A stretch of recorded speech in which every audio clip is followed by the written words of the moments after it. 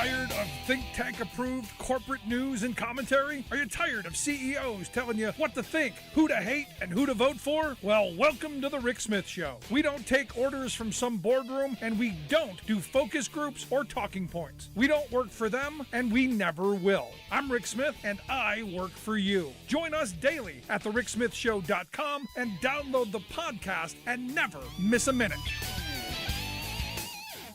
It's time for the Rick Smith Show. Now, here is the voice of the working class, Rick Smith.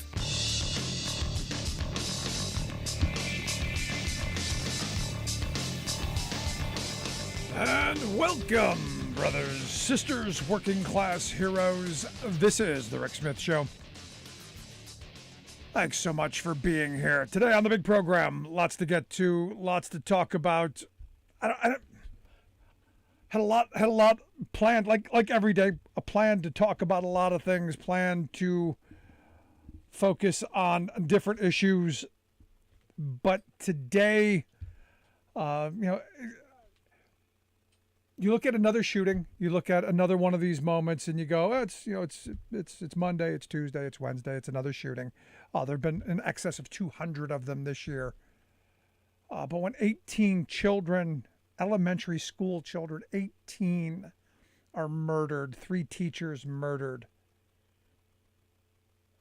it's, as a parent,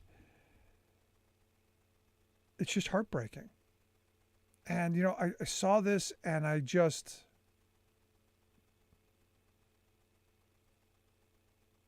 words fail me. So I started looking at some of the statements coming out. And I looked at the 2 senators from Texas, where this horrific tragedy, this horrific murder took place. John Cronin, the senator from Texas. Today, the entire state of Texas is in mourning. Earlier today, a gunman entered an elementary school in Uvalde, Texas, and opened fire. Shooting at the Robb Elementary School is every parent and teacher's worst nightmare. No parent, child, or teacher should ever have to wonder whether it's going to be safe to go to school. This is an excruciatingly painful time for this tight-knit community, for all of Texans. My heart goes out to the hospital receiving the care and the loved ones and the loss of their lives. The parents can't imagine, blah, blah, blah. I'm in touch with local officials. Okay, great. Plan to travel soon as I can get there. Okay, great. I'm grateful for the law enforcement, everyone who worked to stop the shooter, as well as the medical staff. Thank you. Blah, blah. It's like it's like this is the, they've got this on speed dial. This is the carbon copy of the last 199, 200s. I join my fellow Texans in lifting up the entire Uvalde community in this unimaginable tragedy. It's like, it's like the carbon copy of the last several. Ted Cruz. Heidi and I are fervently lifting up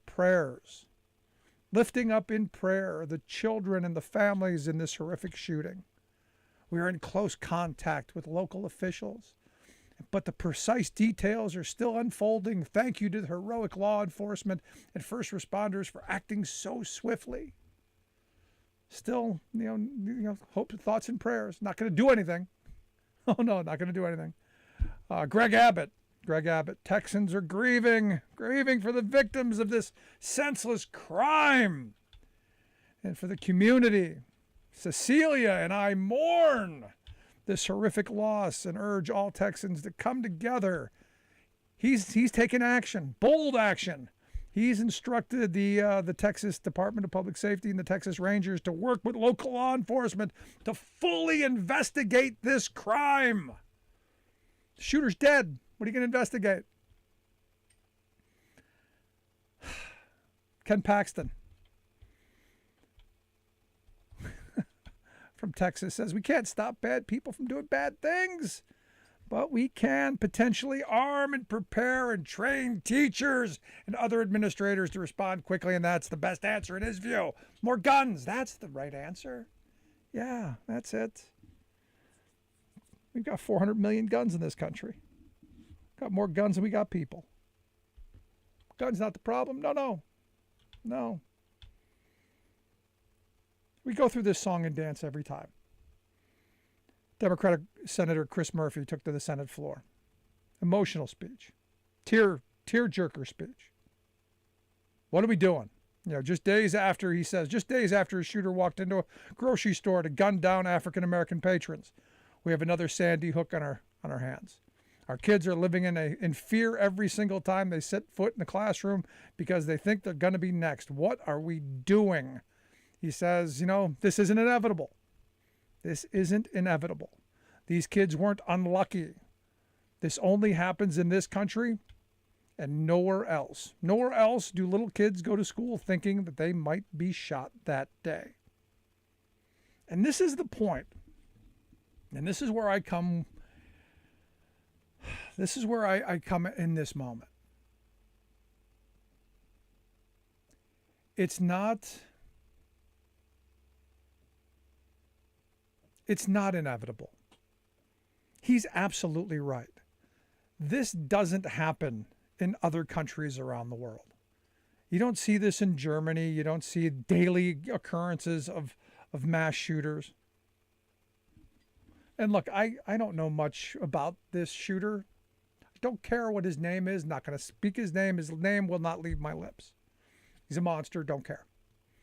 Don't want to talk about mental illness because I don't necessarily think mental illness is any greater here than it is anywhere else. But I do know that if you do have people who have mental illness, and I do know that if you have a media culture that riles people up, that shoves outrage candy down their throats at every opportunity, that riles them up and points them in a direction and then says, here, have a gun, have a weapon, bad things are going to happen. 18 children, 3 teachers are dead. Do I care why he did it? No. Do I care how an 18-year-old got these weapons of death? Yeah. Are we gonna investigate that? No. No, that's not what we're going to investigate. We're going to focus on the 18-year-old. We're going to find a flaw. We're going to find some kind of rationale. No, he must have been crazy. When the reality is bullets killed these kids. Bullets came out of guns. And we go through this song and dance every time this happens, where the gun fanatics, the fetishists, it's not the guns. Guns don't kill people. People do. But the guns make it a lot easier. And we have legislators who continue to do what they do. And I look at the person who represents the district where this school is, Republican Representative Tony Gonzalez, who tweeted out in the most religious of ways, in the most God-fearing, proselytizing, Christian preachy kind of way. He tweeted out, Jesus said, let the little children come to me and do not hinder them, for the kingdom of heaven belongs to such of these. Let's pray together. Almost some kind of weird little calling, actually. Like it's almost natural. Yes, let the children that have just been executed for going to school come. Yes, this was preordained some weird little way. We made sure that they were born solely so they could be clay pigeons for some screwed up gun nut. Because we care about the fetuses, but somehow we're not going to do anything to protect them while they're alive. And I say this because Gonzalez, while tweeting out his weird little religion back in March of 2021, he was proud as punch, man. He tweeted out, I voted no on 2 gun control measures in the House today, and I am a proud supporter of the Second Amendment and will do everything I can to oppose gun grabs from the far left. Here's the thing, nobody's grabbing anyone's guns. But there's got to be some sanity. There's got to be some bit of rationale. The Republican Party used to be, some bit of sanity. There used to be something there. There used to be something about responsibility and accountability. It's not there anymore. The gun people that the NRA people I used to know, they were about responsibility and accountability. They understood the awesomeness of that right, that Second Amendment right.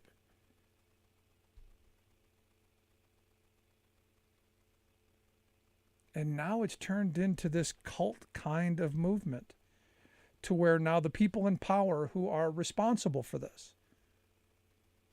I argue that for every one of these shootings, the people in our elected offices who continue to do nothing, the Tony Gonzaleses, the Ted Cruzes, the John Cronin's, the Joe Manchins, the Pat Toomeys, all of these people who have stood in the way of sane, rational gun laws. These are the murderers. They're the co-murderers. And I think, we've got to stop couching this in nice terms. Thoughts and prayers, sorry, done. It's time for action. And the longer it takes to get to some action, to get something done, just means that it's going to happen again. And I know, well, we can't stop bad people from doing bad things, Rick. No, you can't do that. Again, the founding fathers never, when they wrote the Second Amendment, never imagined that you could have the weapons that we have today. Could have never imagined it. Could have never imagined we could have the efficient killing machines that we have today in the palms of our hands. Could have never imagined it. If they could have, do you think they would have said, yeah, we want every Tom, Dick, and Harry to have one? We want every person to have something that can wipe out 18 children and 3 teachers on any given morning. Do you think that's what the vision was? Absolutely not. And we've got elected leaders because of the moneyed interests. And this is where, in having conversations with rational people, everyone I know believes in gun control. Everybody I know. It's just a matter of where you draw the line.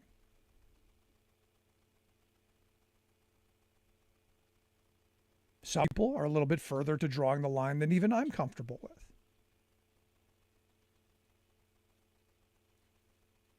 But we can't seem to have any bit of discussion or debate in this country because the gun lobby and the fetishists of the NRA have got such a firm control and firm grip on policy that our children are the ones being sacrificed.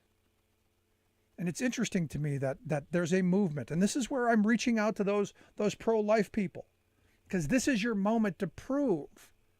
This is that moment to prove that you live up to what you preach. If you care about the fetus, you care about that child being born, how about caring about their lives? Instead of just saying, hey, we care about them until they get popped out, and then, hey, well, we just created little clay pigeons for the next gun fetishist to go pick off in the next elementary school. Because there's going to be a next one. And a next one. And it could be your kid's school. It could be my kid's school.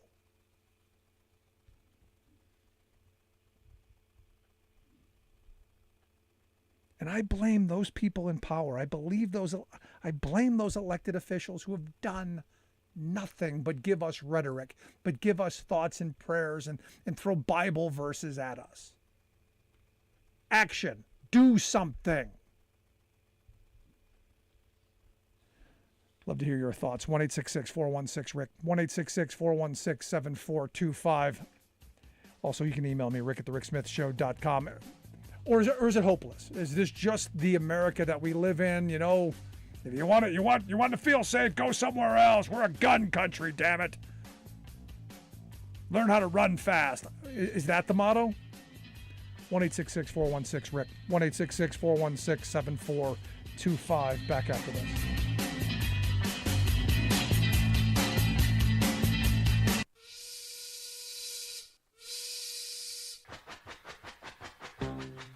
fan of the show, you've heard our Labor History in 2 segments, and you can hear them on the radio pretty much anywhere in the U.S. Labor history has never been more important than it is right now. So here's what we'd like you to do.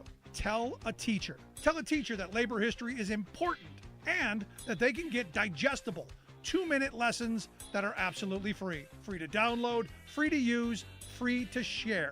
Tell a teacher to go to thericksmithshow.com/history and help us put labor back where it belongs, in the classroom. You know, generations of American workers fought, bled, and died to build the American way of life. It's our job to keep their stories alive. Go tell a teacher that we're here to help them do just that. Find us at thericksmithshow.com/history today.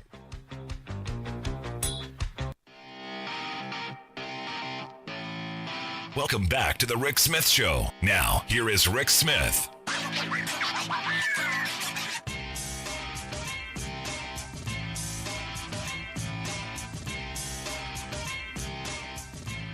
At some point, maybe there'll be some sanity. I'm just frustrated. 1-866-416-RICK, 1-866-416-7425. Let's get Alice on line 1. Hey, Alice, what's on your mind? Well, I only have this to say. I wonder how long the thoughts and prayers would exist without any action if it were a religious school that got shot up, or,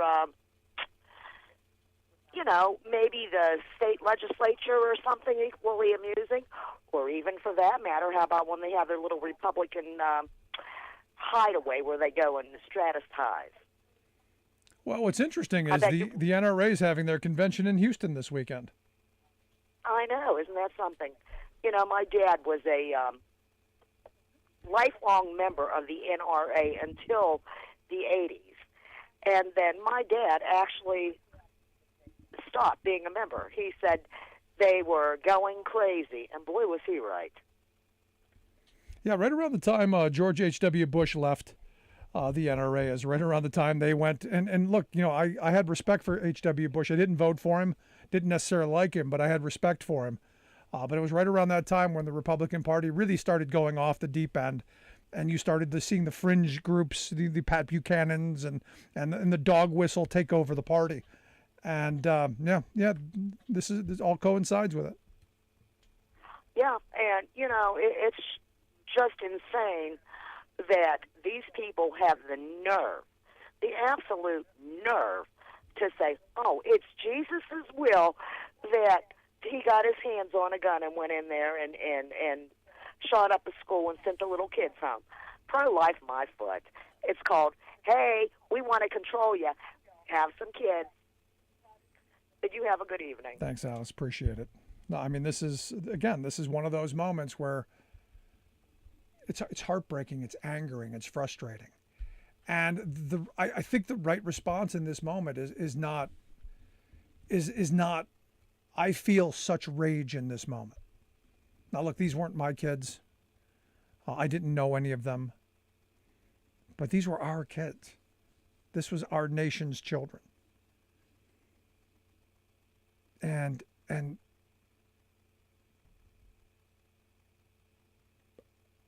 thoughts and prayers, not the response. Not anymore.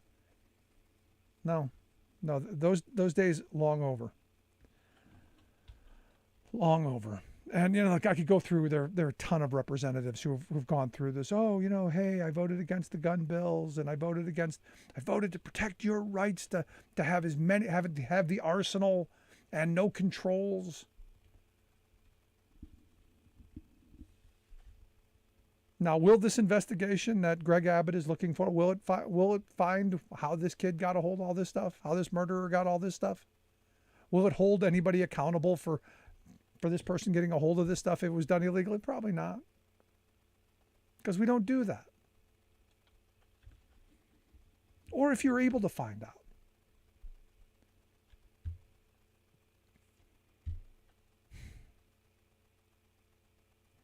It's just one of those. There are very few days where I'm at a loss for words. Today's one of those. Today's one of those days where it's just the anger and the rage of this moment. Because our political system is so broken. And it's because we're broken. It's us too. We're responsible for this. Because we don't demand leaders to actually listen to what we want done. And we don't stand up to the vocalist minority.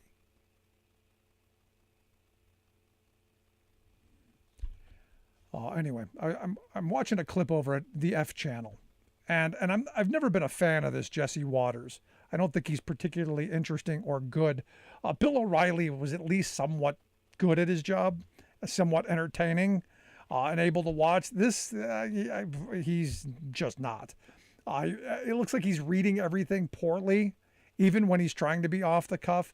And I was watching this segment with him and this woman who was really very good. I can't pronounce her name. Some opinion editor over at the Newsweek. She was railing about, about how American journalists are part of the elite. They're rich. This is a woman who's a millionaire. She's loaded, and she's railing on journalists. Now she's the editor. Again, there's the hierarchy. The journalist, sends stuff to her. She's the editor. She's like above them, but she's railing on them how they're rich and how they're part of the elite and how they don't understand what the poor working class. And they're going on this whole really great performative journey on standing up for working class values, and it was kind of amazing. And the chyron at the bottom said, "Welcome to Biden's America, open borders, violent streets, and no baby formula." And I'm going, how do those all go together? Oh yeah, you're just supposed to be angry. It's feeding you outrage.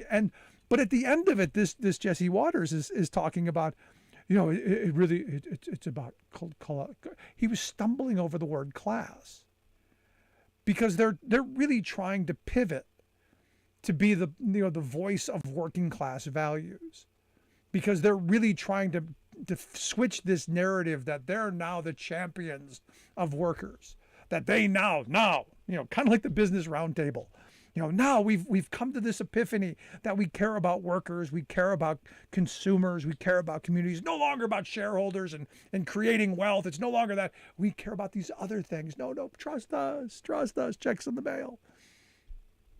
So I'm watching this, and it's just great piece of political theater. And she's fabulous, man. She's just, ranting and raving.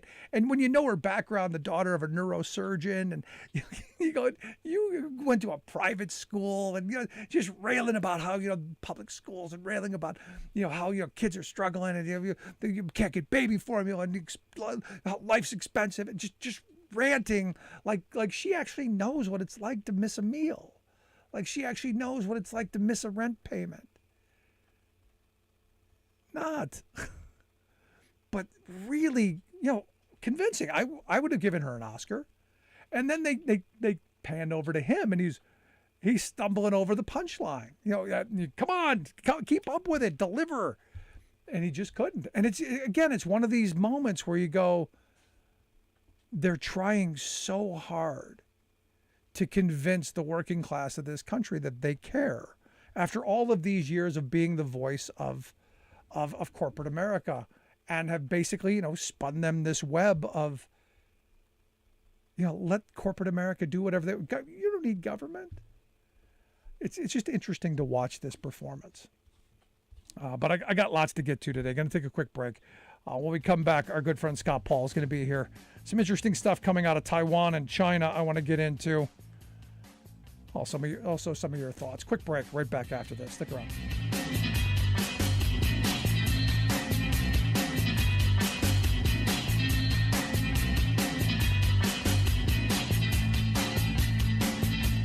I'm Rick Smith. and this is Labor History in 2. On this day in labor history, the year was 1959. That was the day Operation Humanity marched in support of New York City hospital workers fighting for union recognition and bargaining rights at area voluntary hospitals. Workers organizing with Local 1199 had been on strike since May 8th and called on the public to support them in their efforts. They pointed out that the 30,000 overwhelmingly black and Latino workers were fighting against economic exploitation and discrimination. Striking workers condemned their paltry wages, which averaged $21 less a week than workers at city hospitals. They added they had no job security or benefits and were not even eligible for unemployment. The Central Labor Council, the NAACP, and area civil rights activists all supported the march. In their book, Upheaval in the Quiet Zone, Leon Fink and Brian Greenberg note that a union largely led by Jews had squared off against hospitals directed by the scions of the city's Jewish community, to the degree that it was a family affair. The 1959 fight thus took on the bitterness of a civil war. As well, Catholic trade union leaders decried the anti-union fervor of hospitals run by the Archdiocese. Fink and Greenberg illustrate the support of fiery Mike Quill, president of TWU Local 100, who denounced hospital trustees as worse than famed segregationist Governor Orville Faubus of Arkansas. Weeks into the strike, area trade unions supplied reinforcements in the form of donations, loans, and groceries. Local IBEW members assessed themselves $1 a week for the strikers. Many unions regularly joined picket lines in support. Though the strike would fail to secure union recognition and collective bargaining rights, there were minimal gains. Solidarity galvanized the membership for future battles. Like what you hear? Check out more at laborhistoryin2.com. Right before our eyes, an invaluable American species is fast disappearing from view. Cartoonus americanus. These are newspaper cartoonists who've long delighted readers and infuriated power elites. And there's nothing natural about their sudden decline. It's not the result of a dwindling talent pool, and certainly not due to a lack of political targets. Rather, what's happening is that their media habitat is being intentionally destroyed. Around the start of the 20th century, some 2,000 newspapers featured their own full-time cartoonists. But in just the last decade, those healthy media environments have shriveled. So now, only a couple of dozen newspapers have these vibrant artistic journalists on staff.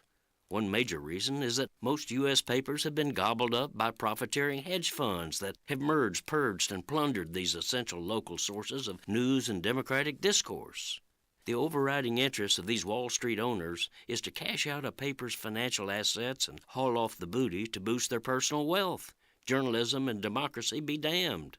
Thus, they view cartoonists as a paycheck that can be easily diverted into their corporate pockets, dismissing the fact that enjoying good local cartoonists ranks as one of the top reasons people give for buying the paper.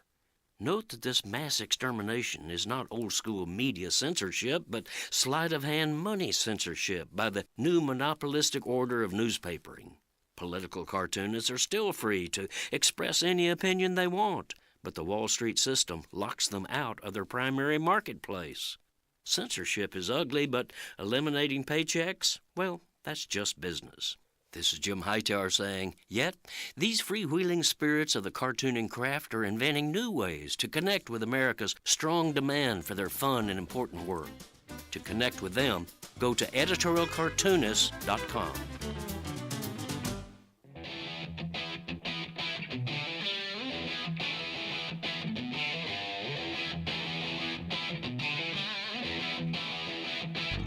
Welcome back to the Rick Smith Show. Now, here is Rick Smith.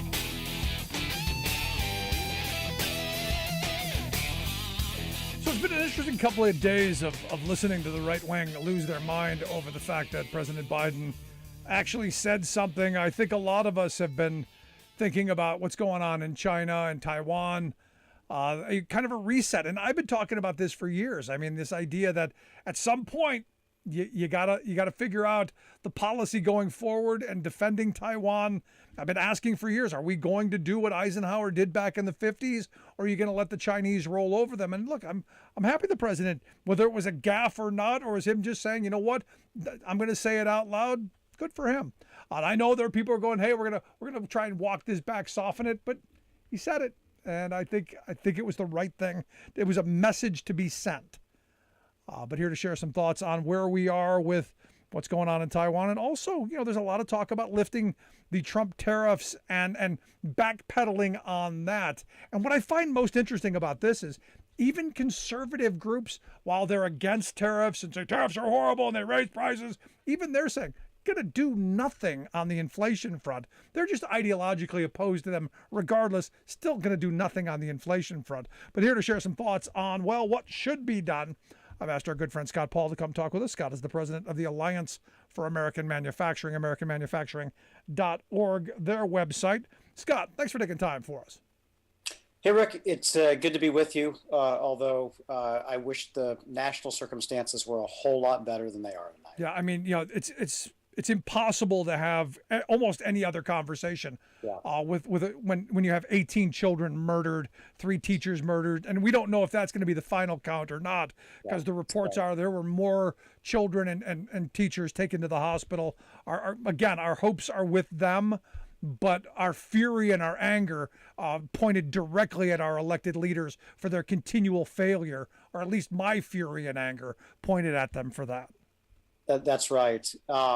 And look, I just, the president, as you indicated, had just spent some time in Asia, and he's due back in Washington tonight. He may have just landed, actually, and is obviously dealing with this tragedy. The other issues that you mentioned remain and are really important to our future. And the point that you raised up, Rick, about Taiwan is interesting, because this is the third time that Biden has said over the course of his presidency that he would defend Taiwan, have the U.S. forces defend Taiwan if it was to be invaded by the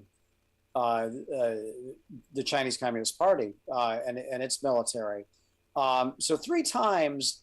Hard to call those gaffes, right? I mean, that sounds like he's developing a new policy, even if they say they're going to walk it back. But I think the important thing is how do you realize this? How do you make it more than rhetoric? And that's going to take a couple of things. I mean, first of all, hopefully the Taiwanese military has learned a lot from what's happened with Ukraine and Russia. And the way in which Ukraine has defended its country. And I think there's some valuable lessons there about what works, what doesn't work. I think second, and this is also from a military perspective, I mean, if we're offering this guarantee, we need to make sure we have the capabilities and our allies in that region have the capabilities too to live up to that commitment.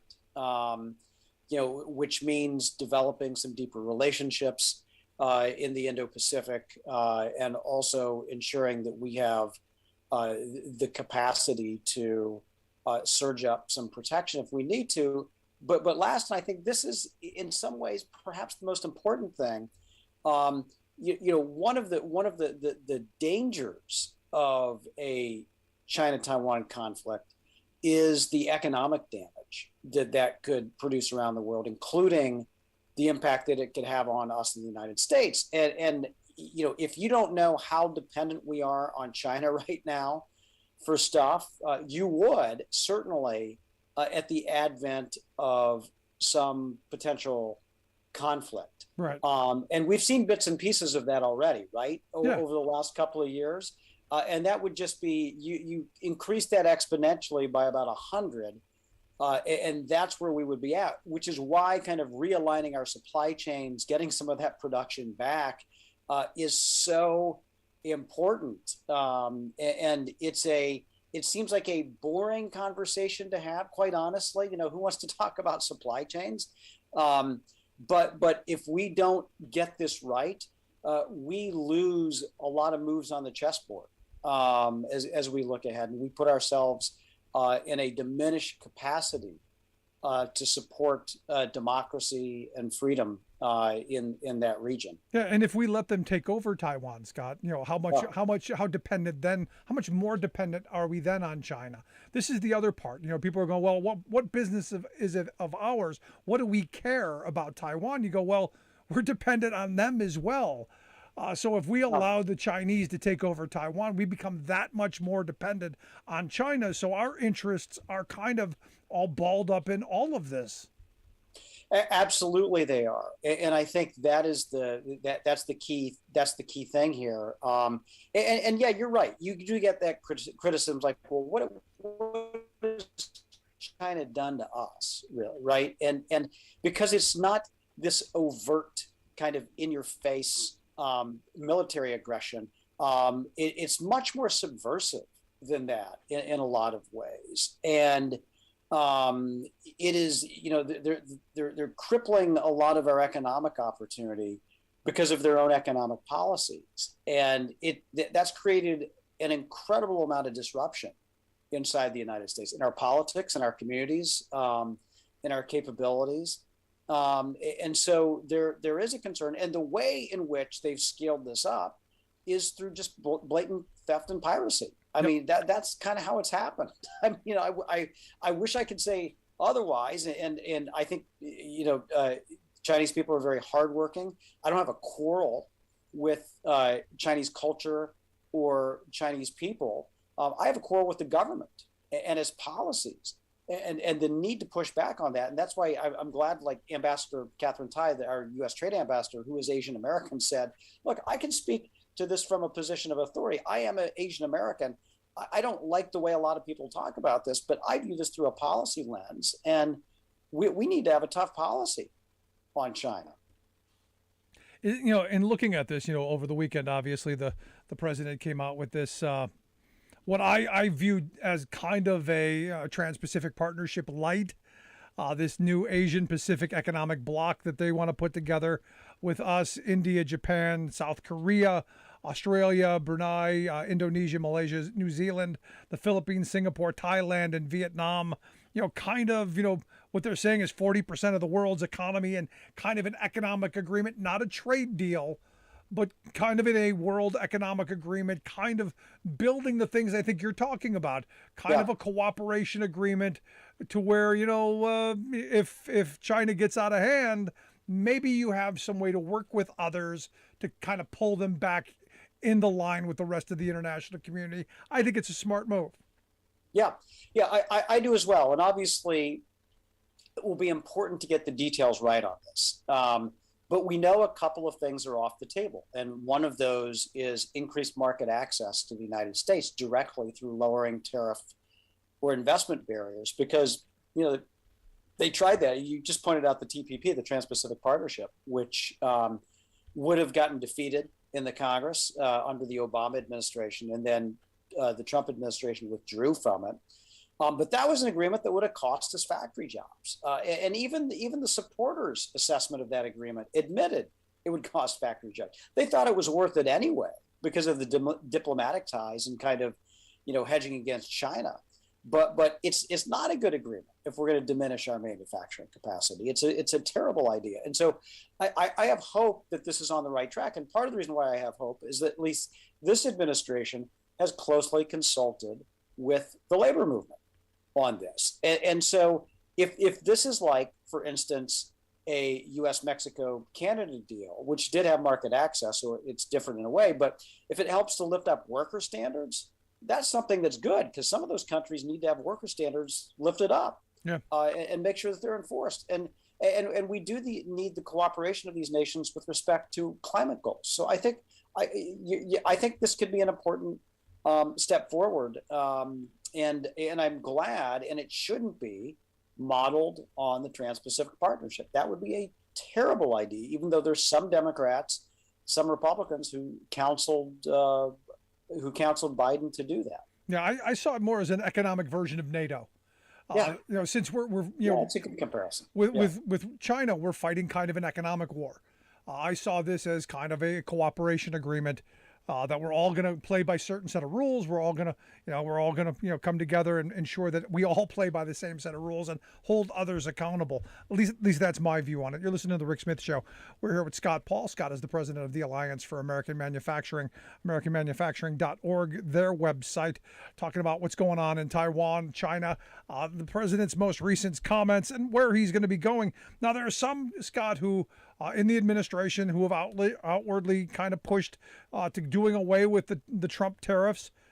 You and I have agreed that the tariffs, while not perfect, need to stay, because I don't think they're going to do anything to help inflation. In fact, a lot of right-wing commentators don't think it's going to do anything on the inflation front, but they're against them anyway, because ideologically they're against, well, anything like that. In fact, one of the groups pointed out that this PIIE group, this PIIE estimate said that it would only 1.3 percentage points if we were to end all tariffs. Inflation would fall by 1.3%. And when you're looking at 8.3% inflation rate, not much of a movement, especially when you're looking at food prices and energy prices are where the inflation is, not what the Chinese are dumping here. So it wouldn't help us hardly at all, if at anything, but it would help the Chinese. This is a bad idea, and I'm curious your thoughts. Yeah. And first of all, it's worth, I've had a long association with knowing work that the Peterson Institute for International Economics has done on trade. And two of the scholars there predicted NAFTA would add 200,000 jobs to the American economy. So they later, Rick, and not surprisingly, had to admit that they were wrong about it, and that they would stop making predictions, which of course they didn't do. They kept making predictions. And so I think even our trade ambassador, Catherine Tai, called this Peterson Institute piece on tariffs and inflation, even though it's a pretty low estimate. She still said it's somewhere between fiction and an interesting academic exercise. So she's even discounting that possibility. And if you look at what's in core inflation right now, what is causing it? Airline tickets, gas prices, food. None of this stuff has anything whatsoever to do with China tariffs. None of it.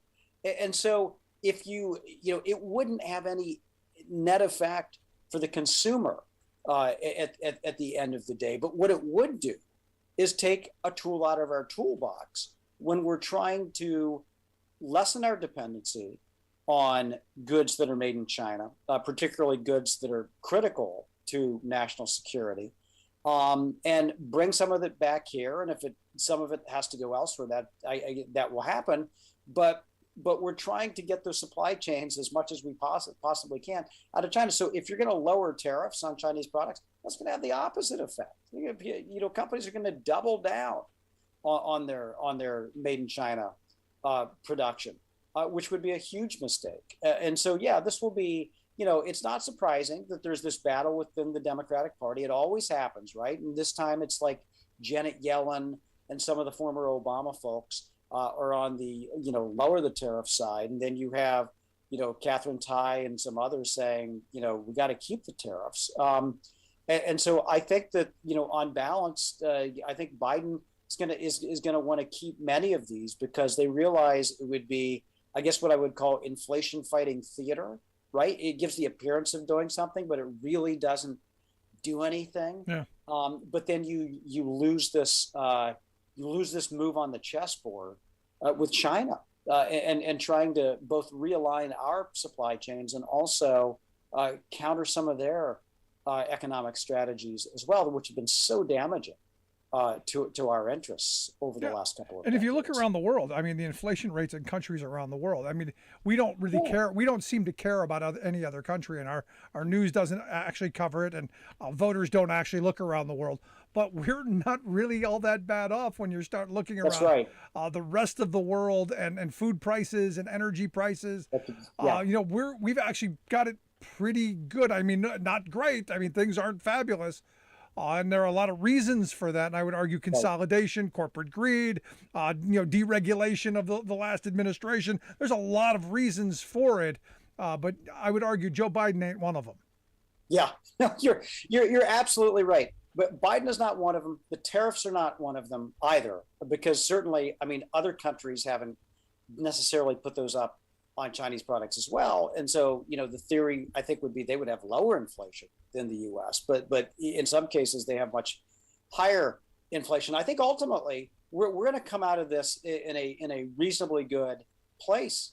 It's going to take a while, like bringing a lot of this production online. Like, you can't just add water, pour and stir a semiconductor factory into existence. You sure? Yeah. You just can't snap your fingers and voila, there's a 5 million square foot building to make chips. It takes a little work to do that, and it takes a year or two, and so, or more actually, but it'll be worth it once we get it done.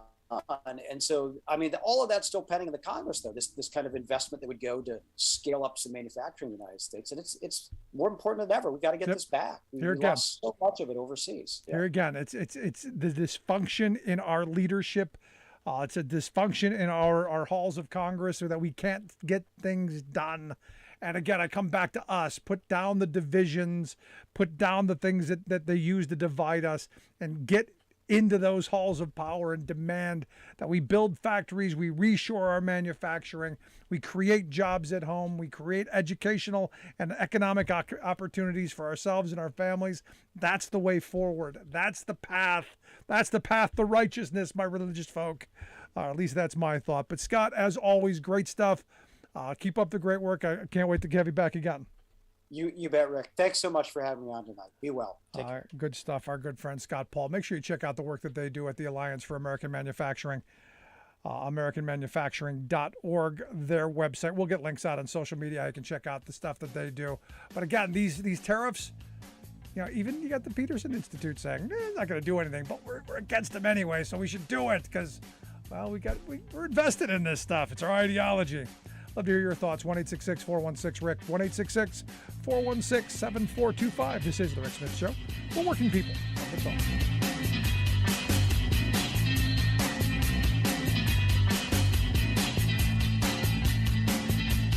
I'm Rick Smith, and this is Labor History in 2.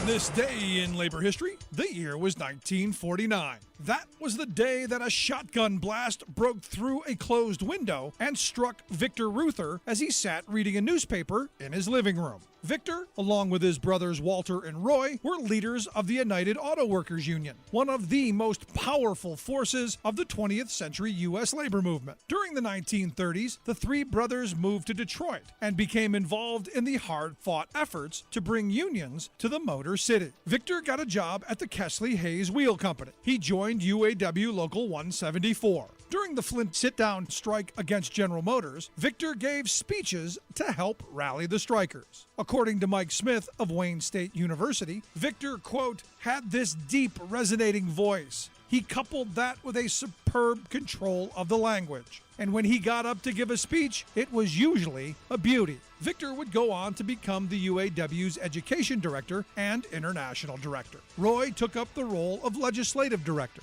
Walter became the union's president. Their union leadership made many enemies for the three Reuther brothers. Walter was the victim of a gunshot attack in 1948 that permanently injured one of his arms. The next year, an unknown would-be assassin took aim at Victor. The blast hit Victor in the face. He lost his right eye, and the bullet smashed his jaw and collarbone. In his memoir, Victor wrote that he told the surgeon, quote, "They can take out my eye and take of an arm or a leg, but please fix up my tongue. I've got a living to make."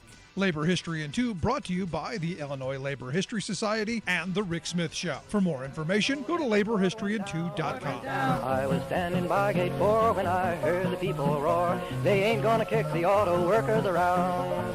It's that UAW-CIO. You're listening to The Rick Smith Show, where working people come to talk.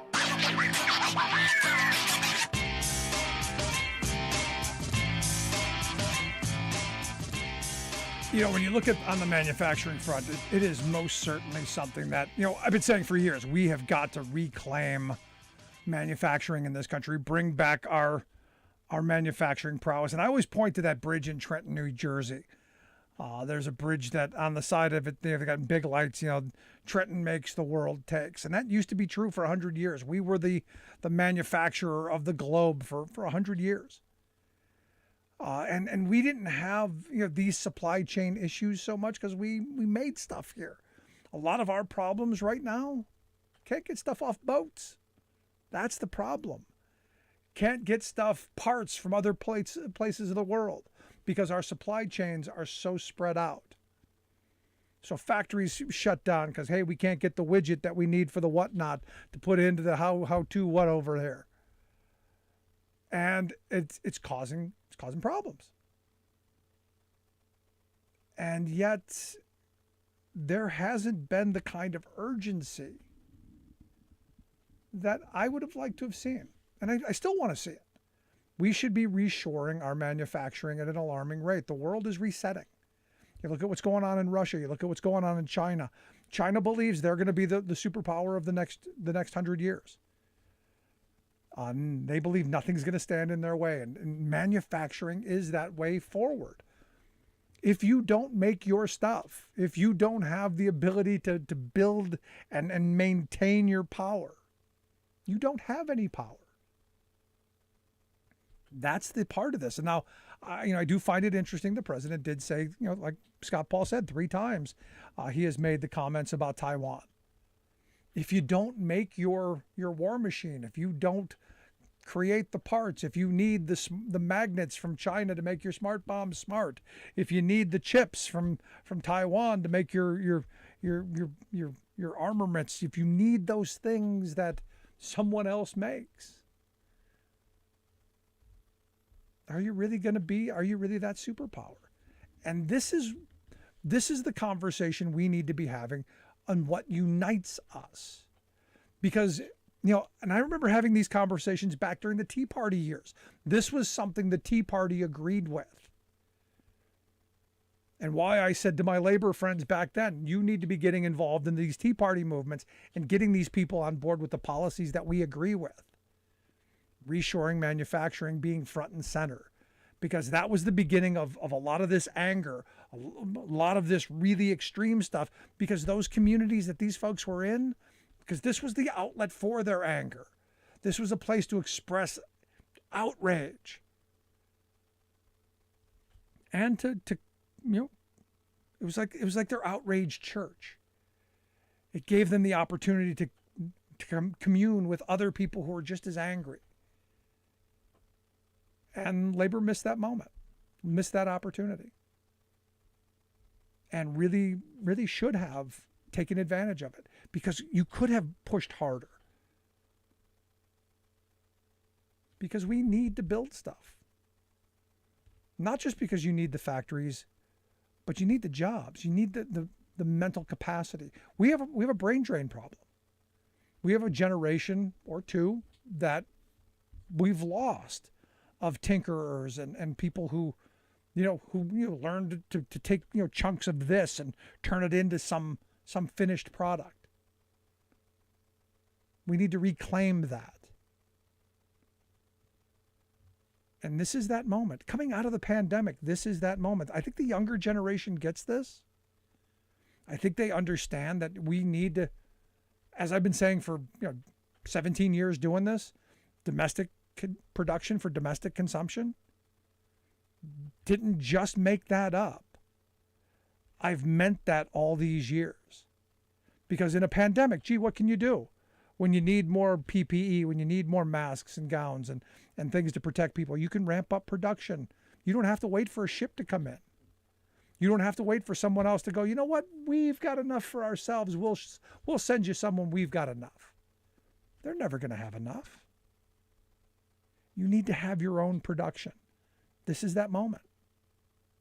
This is where we have to have elected leaders who understand that. And sadly, we don't. Because we got too many right-wing think tanks and even some left ones who are saying, no, we need to be integrated with trade, and we need to whip a little trade on them so that they're our friends. And we need to have open borders for trade so that, because trading countries don't war. I think we've proven that wrong. I think we've proven that a bit wrong.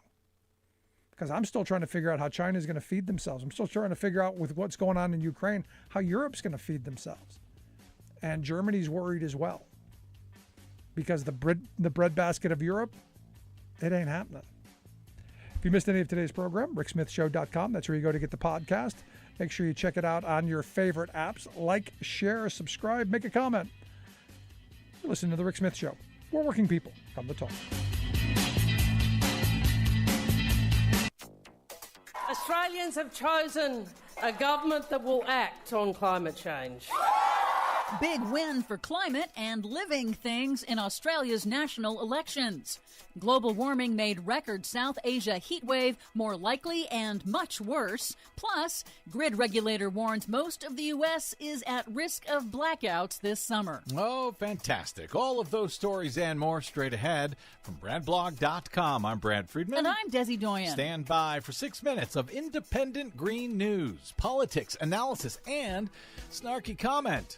Oh, beautiful for smoggy skies, insecticided grain, for strip-mined mountains, majesty above the asphalt plain. America, America, man sheds his waste on thee and hides the pines with billboard signs from sea to oily sea.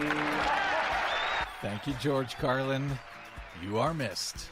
This is your Green News Report. Okay, Desi Doyen, we've got some actual good news today in the Green News Report, so knowing you, you're probably going to leave it till the end. That's true.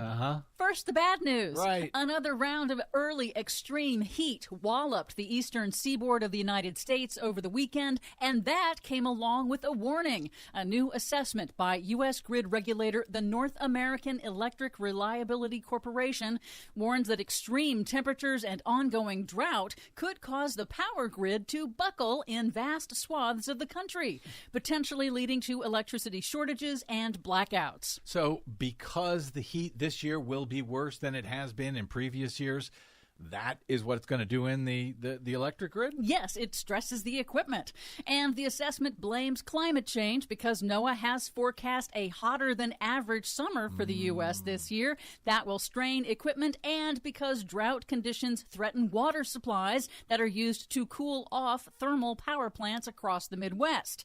So keep that in mind. Now is a great time to get prepared. Yeah, good luck. Russia is again using energy as a weapon. Russia shut off natural gas deliveries to Finland over the weekend in retaliation for Finland applying for membership in NATO, and because Finland refused Russia's new demand that it now pay in rubles. And I suspect Finland doesn't even care. They do not. Finland's state-owned gas wholesaler says it has been preparing for this exact situation since before Russia invaded Ukraine and expects to have ample supply, barring any disruptions in gas transmission, like, say, a cyber attack on a pipeline. Uh-oh. The intense months-long heat wave that has been gripping India and Pakistan was made 30 times more likely because of man-made global warming. That's according to a new assessment by climate scientists at the World Weather Attribution Network. Global warming made the record-setting early heat wave in South Asia hotter and 30 times more likely than a similar event would have been in pre-industrial times. The heat wave caused at least 90 deaths across India and Pakistan, triggered forest fires and floods from fast-melting glaciers in the Himalayas, and stunted India's wheat crop, helping to fuel an emerging global food crisis. The scientists warn that future heat waves will likely be even hotter and occur even more frequently than today unless governments act to curb emissions. And of course they won't. Some good news. A new report by the International Energy Agency finds that global sales of electric cars hit 2 million in the first 3 months of 2022, not quite double over the same period of last year. But less good news. The IEA shows that the U.S. is still playing catch-up, still falling behind global EV market leaders China and Europe in expanding battery supply chains and EV manufacturing. Most advanced batteries today are sourced from Asia. And finally, some great news for people and things that live and breathe in Australia, where voters overcame a relentless barrage of climate disinformation from Rupert Murdoch's media empire to oust the conservative Australian government in favor of the left-leaning Labor Party that had pledged swift action on climate change to cut Australia's emissions and expand renewable energy. Out is abrasive conservative coal-promoting Prime Minister Scott Morrison, who once brandished a lump of coal in Parliament to attack climate policy, and who also pushed expansion of coal mining and exports. Polls show climate was a top concern for voters after a slew of record-breaking bushfires and flood disasters since the last election just 3 years ago. Here's new Labor Prime Minister Anthony Albanese. We have an opportunity now to end the climate wars in Australia. Australian business know that good action on climate change is good for jobs and good for our economy, and I want to join the global effort. It matters because Australia right now has the least ambitious plans of all of the developed nations to address the climate crisis. That is good news, but until they kick out Rupert Murdoch, until we kick out Rupert Murdoch, the climate wars, I'm afraid, are never going to end. Good point. For much more on all of these stories and the ones we couldn't get to today, check out our website at greennews.bradblog.com. Are you tired of think tank approved corporate news and commentary? Are you tired of CEOs telling you what to think, who to hate, and who to vote for? Well, welcome to the Rick Smith Show. We don't take orders from some boardroom, and we don't do focus groups or talking points. We don't work for them, and we never will. I'm Rick Smith, and I work for you. Join us daily at thericksmithshow.com and download the podcast and never miss a minute.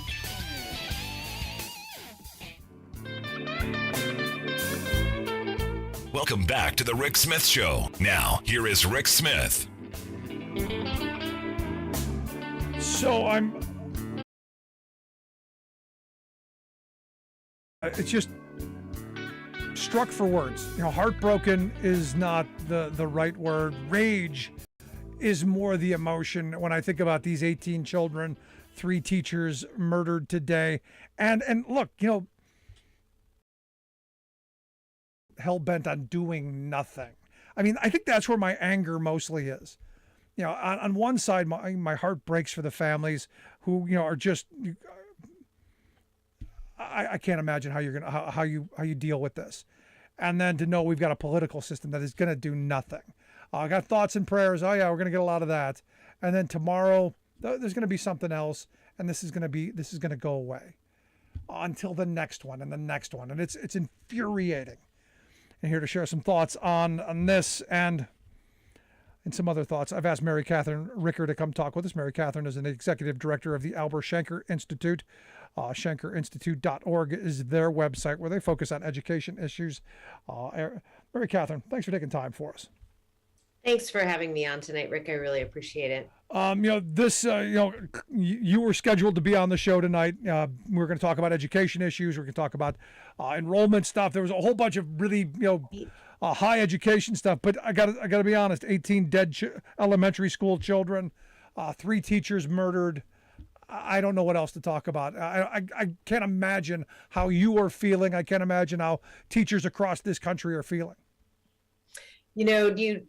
You rip up the lesson plan on days like this, but I do have to say this is absolutely about what happened today.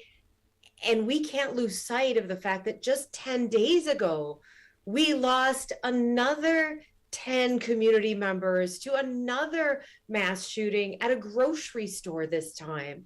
It's not okay in a school. It's not okay in a grocery store. It's not okay in your house of worship. It's not okay at a concert or at a theater or anywhere else. We have to decide that, and I heard the vice president say it earlier today, enough is enough.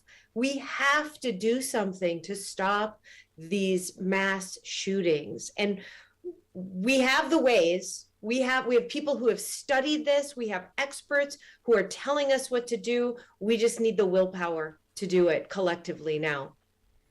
Well, walk me through what that is. I mean, because there are ideas out there that I hear, and then all of my gun nut friends are going, "Well, you're just going to grab my gun. You're just like all the rest of those liberals. Just want to go and take everybody's guns." And I'm going, well, I believe everybody believes in gun control. It's just a matter of where we draw the line. So what is the way forward, Mary Catherine? You know, one of the organizations I have been following quite a bit in the last few years is the Violence Project, and not even just because they are two Minnesotans working on this, and I am a fellow Minnesotan, but Jill Peterson and James Densley started the Violence Project to start studying these mass murders with guns, decades after decades. They got grants to pool this information together to determine what are some of the common characteristics and what are those solutions.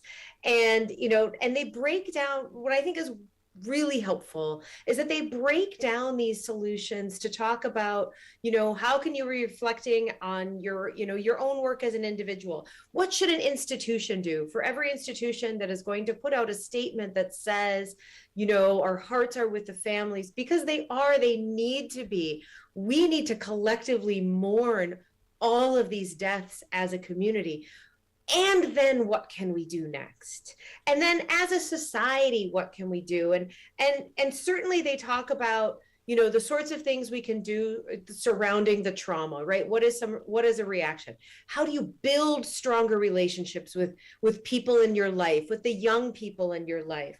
How do you as an institution create a more welcoming environment, which that those educators in that school had been building a safe and welcoming environment for their students, and it's shattered. And we have teachers tomorrow who are going to walk into a school building and need to rebuild those safe and welcoming environments all over again. And then they talk about us as a society and how, the sorts of things we should support. And this, in building relationships, is an incredible place to start. But we also have to look at, monitoring our own social media consumption. The Violence Project talks about teaching media literacy. And as a society, they talk about holding media and social media companies accountable for their content. And then the opportunities we have as individuals to make sure that if we are gun owners, we are safely storing them, that we are, and as community members, if we hear something, we say something. For institutions to make sure that there are crime prevention measures in those institutions. And then as a society, we know that background checks can be helpful. We know that red flag laws can be helpful. We know that waiting periods can be helpful. There, again, I admire their work, and I know there are other experts out there looking very seriously at what we need to do besides offer our absolute heartfelt condolences and prayers to victims and families so that we prevent more victims and more families experiencing this. Yeah, I'm sorry, I don't take any. If you didn't do anything, I don't care about your thoughts and prayers. If you're an elected leader in this moment and you're bragging about how you voted against any sane gun laws, I don't want to hear your Bible verses. I don't care about your thoughts and prayers. I'm looking at, the representative from that district, Tony Gonzalez. I'm looking at the two senators from that state who, they came out with their statements and, look, I don't care about them anymore. They've done nothing. There's no action. And I guess that's my rage speaking. And I'm not even really affected by this, directly. But I've got kids who go to school. I've got friends who've got kids who are in elementary school. It's humanity too. It's absolutely your humanity reacting. And I actually believe the question of, so what are you going to do about it, can actually come from within our humanity. It can come alongside, thank you. And when you're an elected official, you actually have the power. How amazing is that? That you have the power to offer thoughts and prayers and action. Those of us who aren't elected officials look to you for that action. Rick, I I actually appreciate that you care without seeing a very direct connection, because that means your humanity is still speaking for you. And we need more people like our elected officials to make sure that their shared humanity with the people who just lost loved ones today, 10 days ago, 10 years ago, that they will speak with their actions as well. You're listening to The Rick Smith Show here with Mary Catherine Ricker. She's the executive director of the Albert Shanker Institute. ShankerInstitute.org is their website if you want to check out the work that they do. We'll get links out on social media. Now, you went through the Violence Project's list of ideas and thoughts. How are those going to, I think people want concrete policy ideas, ways forward for legislators to act. I mean, I've got friends who are saying, we need to ban assault weapons. We need to go back, large capacity magazines. I've got friends who are saying, we shouldn't have these kind of guns. Again, as I said at the beginning, I believe everyone believes in gun control.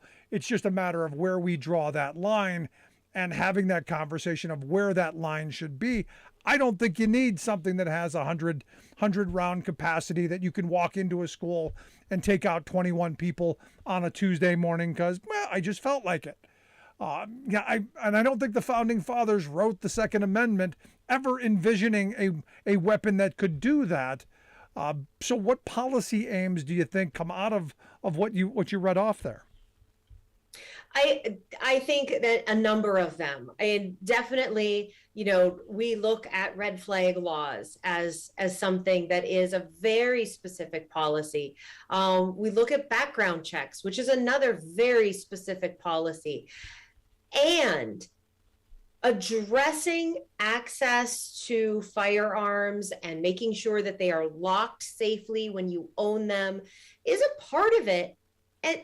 But so are building relationships with each other. We need to have multiple fronts where we are looking at what do the experts say can be ways of making sure that, firearms are used safely. Yeah.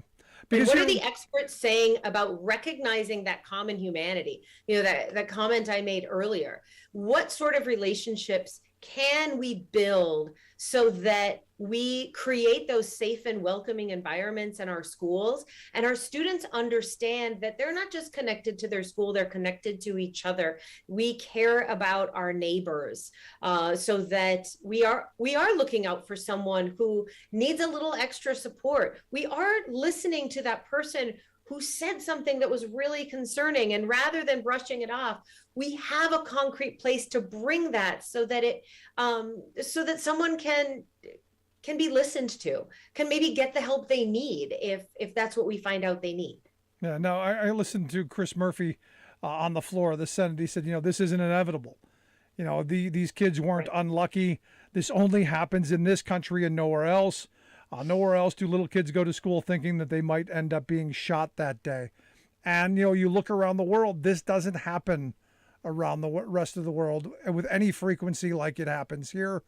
And it comes back to, look, I'm not a gun grabber. I'm someone that believes, you should have the right to own a firearm responsibly. I believe you should have the right to defend your home, all that stuff. But, it just seems that, these certain kind of guns keep showing up at these certain kind of these horrible tragedies. Seems like there's a common denominator in this, and it seems like it's right in front of us, yet we can't. It seems like it's inevitable that we can't do anything about it.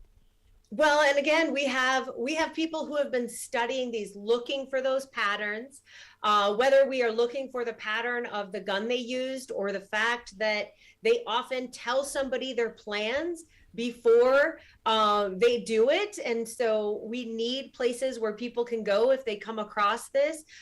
We need to teach media literacy. Here's another concrete plan we can move forward with, and that it's the sort of thing that institutions can do.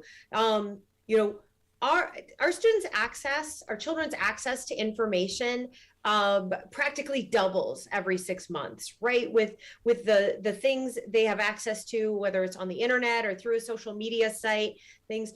We need to make sure that our students understand how powerful these search engines are, how powerful their social networks might be. And we need to make sure students also are taught that if they see something concerning, they have a safe place to share that as well. So that they have an understanding that there's a whole support network out there to support them and to make sure that they can safely say something without worrying that, they're going to be called a snitch or that or they won't be believed or something like that. Let's be deliberate about teaching media literacy. And then here's another opportunity. Let's make sure that we are not conditioning our children from a very young age that this could be inevitable by having kindergarteners, first graders, second graders, others practice school shooter drills. I grew up in an age where we practiced fire drills. We certainly had to practice for tornado weather in Minnesota. I didn't start practicing school shooter drills until I was a teacher. And then when I first practiced a school shooter drill as a teacher, it was after Columbine, and we practiced without any students in the building. It was a Saturday, it was voluntary, it was to help our law enforcement in the area practice their responses. And we did it without students so that students wouldn't, that we wouldn't overly scare students. We would actually make sure that school is a really safe, welcoming place for them. And now we're regularly practicing school shooter drills with kindergarteners and sending messages that are completely at odds with this being a safe and secure place. Yeah, last line of questioning I've got for you, because there's been so much attack on public education, so much right-wing hatred towards government schools, and you're grooming our children and teaching them that race theory thing that's critical and all of this stuff. There's so much heated rhetoric around our schools. Because my first question was, why in elementary school? Why do you go shoot little kids? What is it? Because this isn't an isolated incident. Why this? And vulnerable. I get on a certain level. How much of it do you think is the heated rhetoric that we're seeing from these hate groups?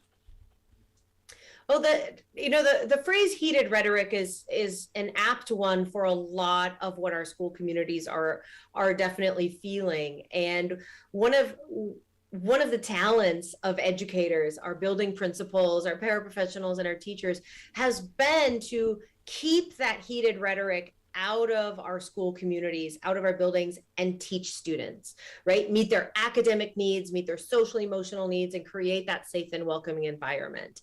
And they're all going to go to school tomorrow, and that's exactly what they're going to do. So I know what motivates educators. I know what motivates our school principals. I know what motivates our paraprofessionals. I know what motivates our parents to send their children to school. And that is exactly that. It is to meet our students' academic needs, their social emotional needs, and do that in a safe and welcoming environment. I don't know what motivates a school shooter. I don't know what motivates a grocery store shooter. I think that's where we in our interconnected community need to rely on the experts in those fields and work together to make sure that we're keeping our communities safe. And I know that's why I appreciate the investigation happening now. It's why I appreciate the Violence Project doing all of this work. And but it is sure as heck why I appreciate all the educators and principals and paraprofessionals who are going to go to school tomorrow and teach the heck out of their lessons and make sure that students are felt and seen and really cared for. Yeah, it's going to be a rough day for teachers tomorrow, most certainly. Mary Catherine, I appreciate you taking time for us, sharing some of your thoughts. Thanks so much. Thanks for having me. You take care. Thanks so much. Mary Catherine Ricker, she is the executive director of the Albert Schenker Institute, schenkerinstitute.org, their website, if you want to check out the work that they do. Going to take a quick break. Right back after this. Stick around. You're listening to The Rick Smith Show, where working people come to talk.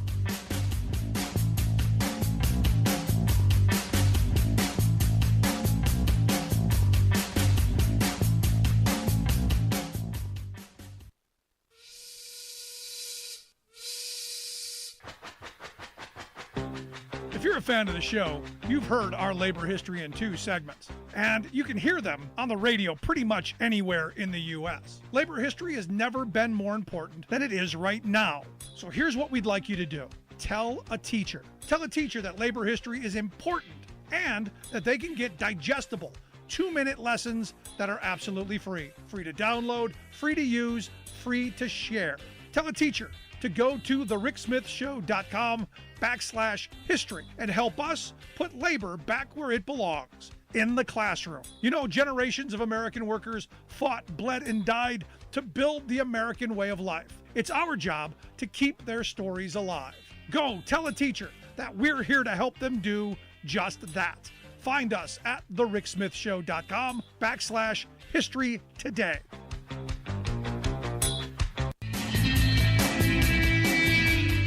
Welcome back to the Rick Smith Show. Now, here is Rick Smith.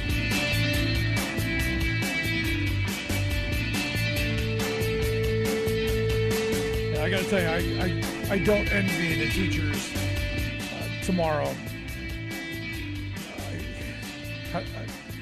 How do you, especially when you're talking about the young kids? How do you explain that? How do you explain that?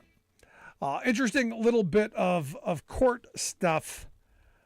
Evidently, the Fourth Circuit Court of Appeals on Tuesday ruled against Madison Cawthorn in a lawsuit that was filed, a while ago. He's already lost, so he's out. So it doesn't really matter. But this is interesting because a Trump appointee ruled that Cawthorn could run because of a federal law passed in 1872 that allowed ex-Confederates to hold office after the Civil War. Well, Tuesday, an appeals court judge ruled that the 1782 Amnesty Act only applied to actual Confederates. This is not something going forward. It was just them.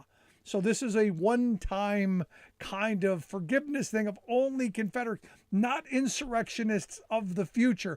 You don't get to try and overthrow the country and then, oh, well, no harm, no foul, and get to run in the future. It only applied to the ex-Confederates. And the reason I think this is going to be important and why I think this has to keep going forward, where ultimately if this comes to a decision here in Pennsylvania, where we have, Benito Mastriano, who is running for governor, there are people pushing to have him removed, citing Section 3 of the 14th Amendment, which forbids individuals who try and overthrow the federal government from holding elected office. Kind of the same thing. Kind of makes you wonder, will this hold? Now I'm going to find it fairly interesting if they're able to get Mastriano thrown off. Then who do the Republicans get here in Pennsylvania to run?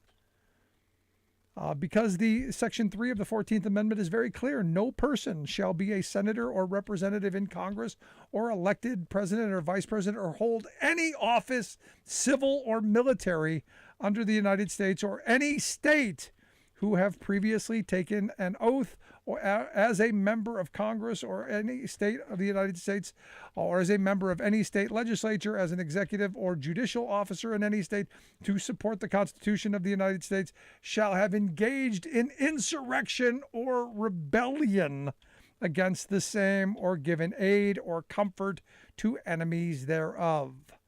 But Congress may vote by a 2/3 of each house remove such disability. The Amnesty Act, they did that.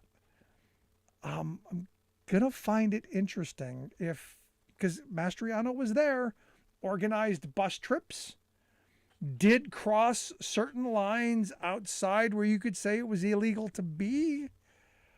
Gonna be an interesting kind of court battle. Very, very strange times we now live in. And I am looking forward to the January 6th committee laying out their evidence, laying out their argument. And let's see if there are perp walks. Let's see if ultimately there will be charges and people going to jail. I think there have to be, but the evidence had better be overwhelming. If we had to wait for it this long, they better have every I dotted, every T crossed, all of it. Just my thoughts. I'd love to hear yours. You can email me, rick@thericksmithshow.com. If you missed any of today's program, make sure you download the podcast. You can get that wherever you get your favorite podcasts, from iTunes to iHeart, Podbean to Stitcher, everywhere in between, or just go to thericksmithshow.com. It is always there for your enjoyment. Also, make sure, if you want to email me, rick@thericksmithshow.com. Quick break, right back. Stick around.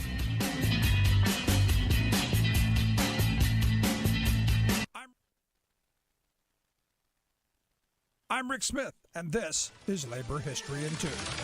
On this day in labor history, the year was 1949. That was the day that a shotgun blast broke through a closed window and struck Victor Reuther as he sat reading a newspaper in his living room. Victor, along with his brothers Walter and Roy, were leaders of the United Auto Workers Union, one of the most powerful forces of the 20th century U.S. labor movement. During the 1930s, the three brothers moved to Detroit and became involved in the hard-fought efforts to bring unions to the Motor City. Victor got a job at the Kesley Hayes Wheel Company. He joined UAW Local 174. During the Flint sit-down strike against General Motors, Victor gave speeches to help rally the strikers. According to Mike Smith of Wayne State University, Victor, quote, had this deep resonating voice. He coupled that with a superb control of the language. And when he got up to give a speech, it was usually a beauty. Victor would go on to become the UAW's education director and international director. Roy took up the role of legislative director.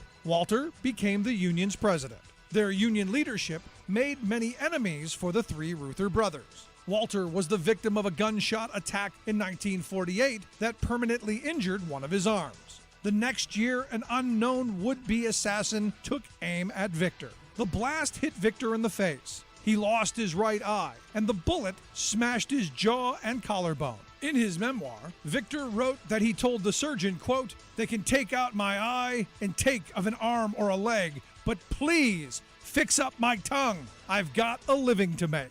Labor History in 2 brought to you by the Illinois Labor History Society and The Rick Smith Show. For more information, go to laborhistoryin2.com. I was standing by gate 4 when I heard the people roar. They ain't gonna kick the auto workers around. It's that UAW-CIO. Right before our eyes, an invaluable American species is fast disappearing from view. Cartoonus americanus. These are newspaper cartoonists who've long delighted readers and infuriated power elites. And there's nothing natural about their sudden decline. It's not the result of a dwindling talent pool, and certainly not due to a lack of political targets. Rather, what's happening is that their media habitat is being intentionally destroyed. Around the start of the 20th century, some 2,000 newspapers featured their own full-time cartoonists. But in just the last decade, those healthy media environments have shriveled. So now, only a couple of dozen newspapers have these vibrant artistic journalists on staff.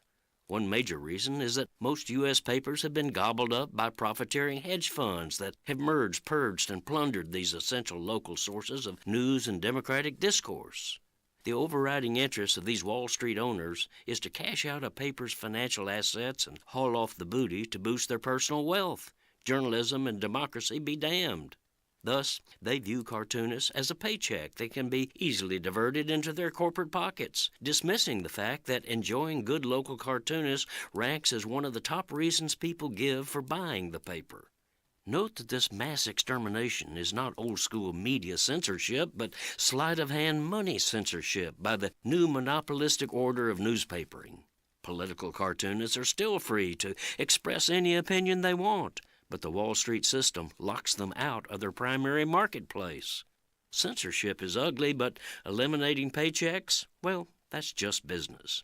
This is Jim Hightower saying, yet these freewheeling spirits of the cartooning craft are inventing new ways to connect with America's strong demand for their fun and important work. To connect with them, go to editorialcartoonist.com.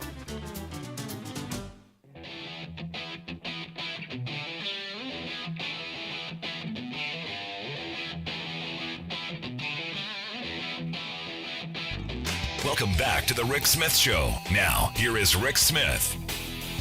As we've been saying all day, the show was going to take on a whole different tone. And I know we've gotten used to these shootings. This is what, the 205th, 200. I guess we've lost count at this. I woke up and because I work nights and I got up from this and I see the news this afternoon of the shooting and I'm going, it's Tuesday. That was my first reaction. And that is, I don't want to hear thoughts and prayers. I don't want to hear any of that crap anymore. I want to see action. I want to see something done. But here to share some thoughts on where we were going to go is the idea that, look, the economy is not working for working people. And there's some exciting news, and I'm thrilled about the fact that J.D. Schulten is expanding his Substack newsletter and getting some really great traction on this. He is the writer and creator of the You're Probably Getting Screwed newsletter. And I would amend that. No, you're getting screwed. But we'll couch it in terms of you're probably getting screwed. He's also a senior advisor at the American Liberties Project. You can check out the work that he does at screwed.substack.com. JD, thanks for taking time for us. It's great to be here. And, what happened down in Texas, I think it's all part of this, that shooting. You see in this country, every day working class people aren't getting ahead. And the reason we don't have laws that help protect us or a lot of different things, special interests are dictating this country. The money in D.C. and that's floating in government to campaigns, it's all in this together. And that's a huge part of this. And it's so sad and tragic to see what's happening down there. But it's all in line with what I'm trying to do with the newsletter. Yeah, I mean, I look at this and while we don't have all the details, and I'm not going to make any wild claims, I have some thoughts. But part and parcel to all of this is the division in this country and how we've been pitted against each other. And I've made the claim numerous times on this show that it all comes back down to the economy. It all comes back down to our ability to support our families, keep a roof over our head, opportunities for the future. And all of this division is by design to keep us pitted against each other, male, female, white, black, gay, straight, whatever fault lines we have in society, they're being manipulated to keep us pitted against each other. So we don't demand better wages, hours, conditions, better health care, better retirement security, better opportunities for our kids, better infrastructure, better. We don't do that. The old Gompers, what does labor want? More of the things to make our lives better, more opportunities, more things to make childhood better, women to more noble, that kind of stuff. That's at least that's my premise. Absolutely. I mean, it's surprising. It's not surprising, but it's frustrating for me to see that there's not rallies or pitchforks happening right now when you see whether it's the pharmaceutical company hurting us, whether it's here in Iowa, we have issues with the multinational meat packers and people who are working in these difficult situations, especially during the pandemic. They're getting 14, 15, 16 bucks an hour. That's the same wage as they did 40 years ago when my family moved here into Sioux City from Nevada, Iowa. And it's all this. And what we saw last fall with the Striketober, I think there is something brewing out there. And I feel, as a Democrat, Democrats aren't really connecting the dots enough. And that's a huge part of what I'm trying to do. But it's trying to get the message out there, but it's also really trying to put a spotlight on a lot of these issues that aren't the clickbait stuff that tends to get the national headlines or stuff like that. And at the end of the day, I'm just trying to lift up my neighbor and my communities just the best I can and really highlight stories. And that's something that needs to happen now, because I look at this baby formula thing. The story here, and the right-wing spin machine does a masterful job of feeding the outrage candy to the minions, and their chaos merchants do a great job of hey, look over here, the shiny thing. When the reality is this could have been avoided. This is something that's predictable.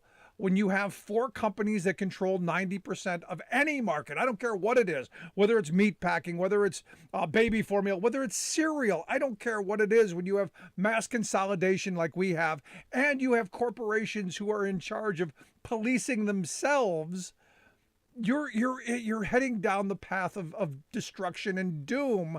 And we've been on this path for a long time. So this very predictable, but again, also predictable, the right-wing spin machine is all Joe Biden's fault. Right. And it's really funny to me because on the one side they say, oh, Sleepy Joe, he can't stay awake or do anything or have a collective thought. And then on the other hand, he's ruining everything. And it's just like, pick one and go with it. But I mean, for me, it's more than just like we're seeing this time and time again. Doesn't matter if you're a Democrat or Republican who's in office. What we're seeing is a failure of working class people trying to get ahead. And like this baby formula stuff is a prime example of what's, I think, a much broader thing happening in this country.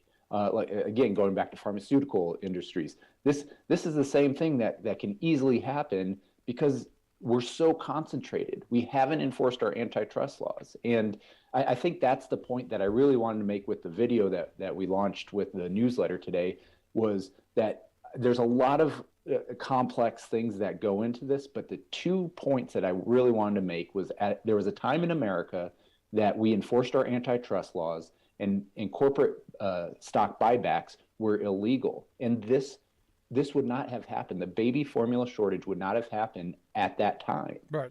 And for this reason. And so that was my big point, and just showing like, you know, when we change our laws, it has huge effects on folks. And this is one area where, you know, we've allowed 4 decades of mergers, consolidation, and it's time that we enforce our antitrust laws. Yeah, I keep asking, and I've been asking for a couple of years now, who's going to be this generation's Teddy Roosevelt? You know, who's going to be that trust buster? And, you know, since the pandemic, I've been asking, you know, who's going to be this generation's Harry Truman? You know, who's going to be the one with the commissions that are going to look into all the profiteering and all the gouging and all the things that are going on? We need those figures. We need somebody. I don't know who it's going to be yet. Maybe you run for Congress again. We need a champion out there who's going to stand up for the little guy. Because look, you know as well as anyone, corporate America is spending millions of dollars every year lobbying our representatives. They spend millions of dollars on messaging. They spend millions of dollars shaping opinion and shaping policy for what? Well, because they know government decides who gets what, and they, spending the money, are getting what they want. It's us who are getting screwed. So when you go, you're probably getting screwed, I'm going, no, JD, we're definitely getting screwed, man. Well, that was probably I threw in there one for a little bit of a comic relief, but then the two, I might have a couple followers who actually this economy works for them. And you know what? I still want you to read my my newsletter. But so Elon Musk is going to be a reader. Is that what you're saying? Yeah, Jeff Bezos. Oh my, no. But I mean, that's what we're seeing. I mean, you see the takeover of Twitter, wanting to control where we get our information from. Facebook. One of the biggest things I've seen happening here in the Midwest are people have gotten their more and more folks get their news on Facebook than they get anywhere else. And when you control what's being sent, whether it's the algorithm or what have you, like it's crazy to me that like we've seen stuff like they're shutting down stuff in Russia, like propaganda stuff. Facebook is in different social media platforms. Well, why aren't they doing that here? You know, and the mis and disinformation. I mean, that's dividing us as much as anything. Is these algorithms and the social media stuff that they're trying to force us to divide, and they have all this stuff to make you more polarized, and it's really hurtful. But getting back to your point about a reformer, man, I would love a reformer to run.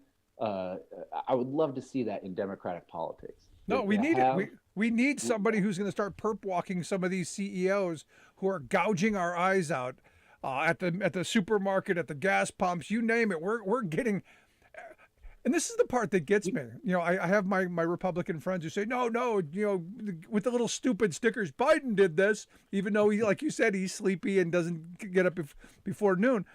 You know, I go, but how is it possible that if Biden is the one who did all this, it's the CEOs who are the ones who are profiting? In fact, their compensation at an all-time high, the sixth year in a row that they've hit record numbers, and corporate profits haven't been this profitable since the golden era of the 50s.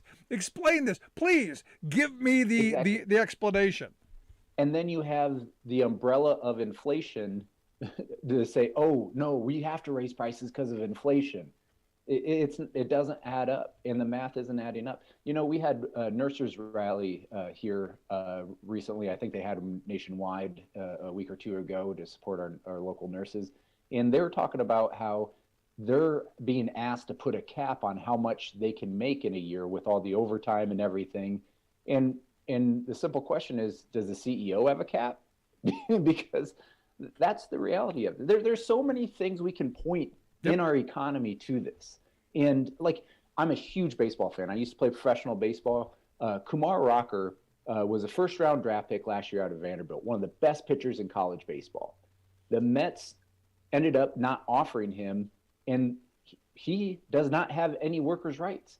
Because they didn't offer him, he can't go to another team and play. So now he's going to be playing here in a couple of weeks, or next week he's going to be playing in an independent league to try and get drafted again. But it just shows, like, when you allow workers, or you allow these CEOs, you allow these monopolies, you allow all this to happen, it really puts the workers at a disadvantage. And I mean, I'm just trying to show highlights of how it's not just baby formula. It's not just our gas prices. It's not just the meatpacking industry. It's not just baseball. All of this works together.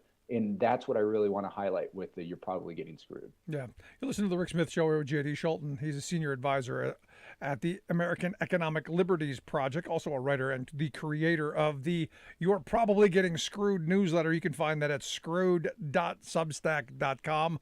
We'll get links out on social media how you can take a look at that. Highly suggest becoming a subscriber. This, one of those things that you should be seeing every day, because if you're asking the question, am I getting screwed? The answer is probably yes. And this is one of those things where I think once you start waking up to the reality, then you start asking, I think, the right questions. And the questions that I've been asking over the last several years are, what kind of an economy should we have? Should we, especially as technology is going to be coming online? I've got some truck driver buddies who are worried about automation. I've got friends who are saying, well, if you're too hard on Amazon, they'll just have robots do all the work. And I'm like, okay, fine. I'm not afraid of automation. I'm not a Luddite. I do believe, though, we cannot allow the productivity gains to continue to go to a handful of people. We've got to have some policy and some economic framework to ensure that those productivity gains are widespread and the workers who are affected by them end up being made whole and at least are able to exist. But I'm not afraid of it. I think we encourage it. We move forward, but I'm not afraid of it. Exactly. Can I just add one more thing to the newsletter? It is free, so it's not one of those that you have to pay for. And I'm grateful. I'm working with Courier News on this, so those are just two quick things. So free makes it even better. So you're not getting screwed by J.D. Schulten. So you're probably not getting screwed here. It's free. And again, screwed.substack.com, and we will get that out on social media and add the fact that it is in fact free. How's that? Is that a better caveat? Absolutely. So back to my original thought, though. I mean, it begins asking the question, what kind of an economy should we have? And I think by you doing this kind of moves us in that direction, I think. That's kind of my vision for this is, I have no problem if a corporation profits. That's great. But at what expense? And that's my big thing. Is it at the expense of a community where that's what we're seeing here with a lot of our, we have polluted waters and different things. What is it the expense of workers? And that's what we're seeing across the board. And workers who were deemed essential a couple of years ago are now getting the short end of the stick again. And then is it, I don't want to exploit consumers at the same point. And so that's the economy that I really want to see, is something that is we want to force innovation and we want to continue to create. But what we're seeing right now, and you're seeing that in the trade issues with the supply chain issues, it's baby formula this week. Next week, it easily could be something else. And we've seen that with the semiconductors and all this stuff. And so that, to me, we need to build a lot more stuff here in America to be self-sufficient. I feel that's a national security issue. And then we also have to figure out a way that our trade deals include labor in a lot of this, and include environmental issues as well. No, you're so right. And when you talk about profit, look, I'm not against companies making a profit. In fact, I want them to make a profit. And I say this all the time. As a union guy, I want them to make lots of profit so that when I sit down and we negotiate our next contract, some of that comes to me because our labor created that profit. And this is where having an organized workplace, workers who have a collective bargaining agreement, every couple of years you sit down and go, hey, this is where this is what we did over the last few years. This is what we've created. We want some of it. And I think that's a functional system. And it's something why I'm so thrilled to see so many more people, especially young people, standing up in this moment, organizing. Because I look at a company like Starbucks, wildly profitable. You got a guy who's the head of it, a billionaire. I'm going, how did you get to be a billionaire? Oh, that's right. By cheating all those workers out of wages, healthcare, retirement security, all that other stuff.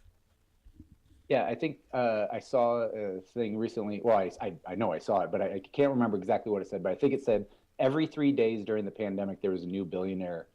And to me, I immediately think of my communities around here and in Iowa. There's not one community that doesn't have a GoFundMe, a pancake breakfast to support, or a donation box at a gas station to help pay for somebody's medical costs. What are we as a nation when we are the wealthiest country in the world, but yet the majority of us struggle to pay for our medical expenses? Those are the types of things that as a nation we need to improve upon and be leaders, and we're far behind. Wow, you were so wrong on the every 3 days. Oh, what was it? Every 30 hours. 30 hours. I knew it was a 3. Every 30 hours, a billionaire was created. This is a new Oxfam report. I'm sure you saw the same one. And that they also expect more than 260 million people to be pushed into extreme poverty this year, thanks to the massive redistribution of wealth and unequal wealth that we have on this planet. And again, this is what we've been talking about. This is a handful taking the majority for themselves. And, there was the other study done, the Tax Justice Network came out and said, thanks to the U.S. and Japan and a couple other countries, there's like $10 trillion being hoarded and stashed and offshore illegal secret accounts around the world away from being taxed and used to help poor people. Because, hey, they need it. Right. Right. Yeah. I mean, this should be the ideals of this country is not to be a country of a few. It's a country for all. And that's the democracy that I think we should strive to be. And this is where your newsletter comes in. And again, I hope folks will take a look at the free newsletter. You're probably getting Screwed newsletter. You can find that at screwed.substack.com. We'll make sure we get links out on social media how you can get that. Remember, it is free. Partnership with J.D. Schulten, who is a senior advisor over at the American Economic Liberties Project and Courier News. Again, we'll get links out on how you can do that. J.D., great work. I hope you'll come back often. Keep us up to date.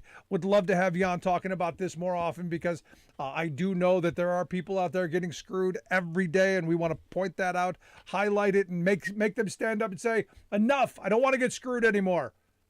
Amen. Thank you so much for having me, and you continue to spread the word as well. Good stuff. Appreciate it, JD. Thanks so much. Love to hear your thoughts. You can email me, rick@thericksmithshow.com. Tell us what you think. Tell us if you sign up for the great newsletter. I know I'm going to. Screwed.substack.com. That's where you go to get it. If you miss any of the program, make sure you grab the podcast. Never miss an episode. You can do that at thericksmithshow.com or wherever you get your podcast. Quick break. Right back after this. Stick around.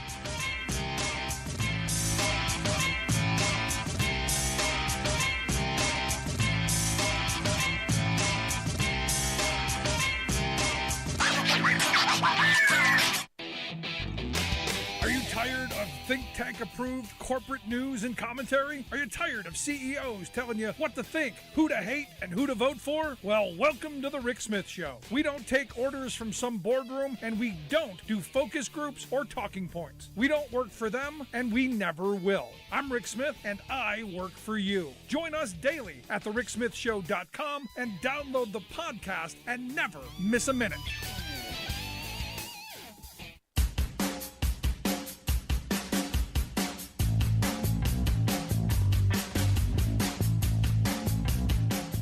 Welcome back to the Rick Smith Show. Check out the website, thericksmithshow.com. Love the You're Probably Getting Screwed newsletter. And look, this is stuff we've been talking about in the program for years. So it is great to see other people doing this kind of work and promoting this and getting people, aware of the fact that corporate America has been screwing us for years.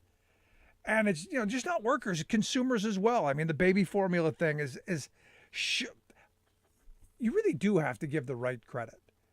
The way they spun that, the way they jumped out, created it as an issue, had the media component, the political part of it, where it was excellent political theater. They had no solutions, mind you. There were no solutions. No. They know how to point out a problem. They know how to make that problem worse. They sure do. But when it came to actually solving it, no, not so much. Not so much. I got to get to this email that quite disturbing. Didn't leave, and I hate when people do this. Sent like a ghost email with a name of somebody, and I'm not going to give this person credit. When you respond to it, it just bounces back because it's not really their email. But I thought it was worth talking to it about. Rick, you talked about Lee University. You don't have to blanking go. Keep your blanking blank to your liberal universities and government schools, and let the rest of us lead our lives free from your mental sickos. Blank off. And then, there's some more. Most of it's just expletives and illogical thoughts. And it got me thinking that, these are the folks, these are the intelligentsia on the right. These are the folks who they want to lead the country of the future. Now, I talked about Lee University. There was a memo, a draft memo of a proposal that they wanted to enforce on their campus where, basically limiting what students can say about sexuality, what they can wear, what they can, their behaviors. They only believe in, binary. If you're a boy, you're a boy. You're a girl, you're a girl. You're going to dress like it. You're going to talk like it. And you're going to, and even online, all of that. You can't identify as anything other than what you are supposedly, or whatever our test. And I asked the question, is there going to be a test? Will they set up little things on campus where you got to go behind the curtain? Especially knowing that, here, especially recently, that there's been some really creepy allegations about some weird, bizarre stuff that goes on. And here's, where I've been for a very long time. I don't really care what people do within the confines of their four walls. I don't. What consenting adults do with each other behind their walls, fine.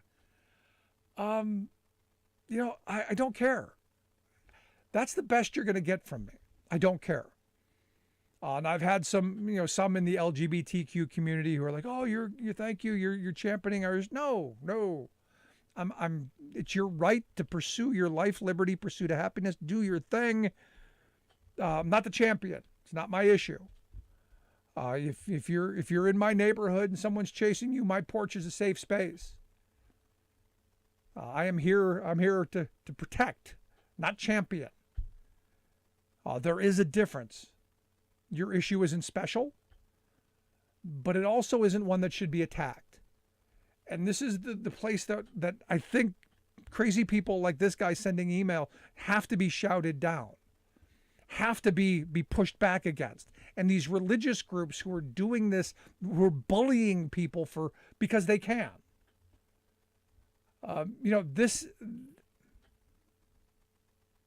This is his sickness, this obsession with what other people think and what other people feel and what other people do within their confines of their mind, their bodies, and their personal space is really, really destructive.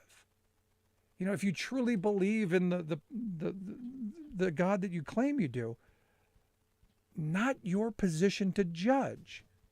You might remember that from the book. Maybe go back and read it a couple of times. And all the proselytizing, go back and read that too. Not part of your job. Go lead a decent life. Be a decent person. Stop this stuff. Just my thought. Love to hear yours. You can email me, rick@thericksmithshow.com. You miss any of the show, grab the podcast wherever you get your podcast or at thericksmithshow.com. Thanks so much for being here. We'll see you back here next time. You've been listening to The Rick Smith Show. Email Rick at rick@thericksmithshow.com. Until next time, this has been The Rick Smith Show, where working people come to talk.